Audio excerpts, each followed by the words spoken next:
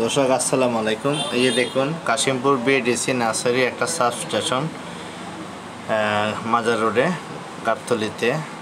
এখানে আপনারা এই নার্সারি থেকে হেলদি স্বাস্থ্যবান চারা পাবেন তুলনামূলক কম দামে, কারণ এগুলো সরকারি নার্সারি।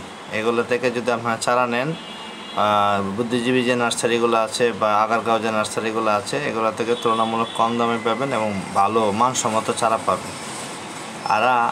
আর এই নার্সারিগুলো কি করে, গাছের গোড়া আখের সুবা দেয়, আখের রস দেয়, তাতে হেলদি চারা পাওয়া যায়, ভালো উৎপাদন আছে।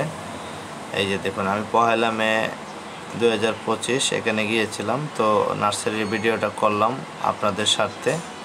আপনারা যারা চারা কিনতে চান কাশিমপুর বিএডিসিতে, এত দূরে যাওয়া সম্ভব না, কিন্তু আমার এই ভিডিওটি দেখার পরে আপনারা এখান থেকে নিতে পারবেন। এটা হচ্ছে গাবতলী বীজ ভবন, বীজ ভান্ডারের পাশাপাশি।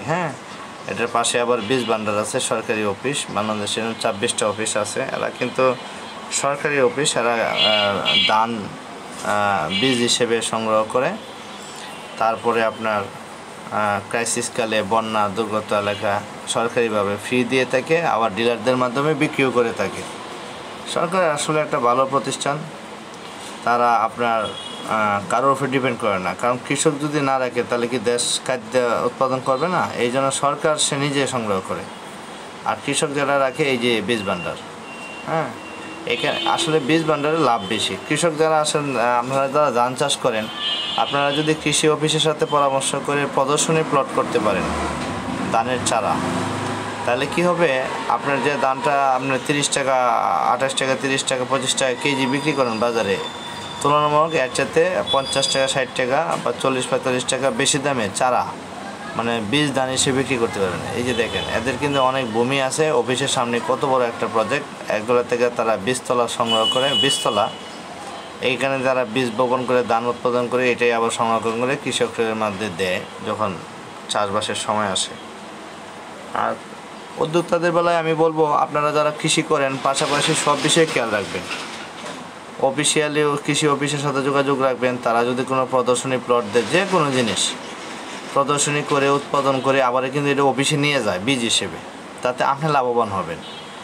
আপনি একজন উদ্যোক্তা, সারা বছর রাস্তার পাশে জমি আছে, আপনি নিশ্চিত কোনো না কোনো বীজের একটা প্লট পাবেনই।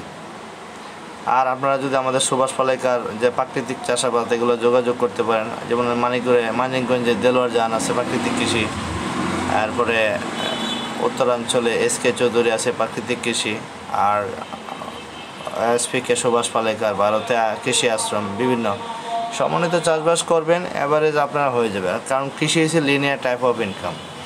এখানে আপনি ঘুমায় থাকলেও আয় আসে। আপনি আগের দিন গাছে ফুল দেখে গেছেন, পরের দিন ফল, পরের দিন ফল, এর পরের দিন এসে দেখবেন হারভেস্ট করতে পারবেন। কিন্তু আপনি অন্য কাজের পাশাপাশি করতে পারবেন, একটু বুদ্ধি করে আপনি শিক্ষা করতে পারেন প্রযুক্তিগতভাবে।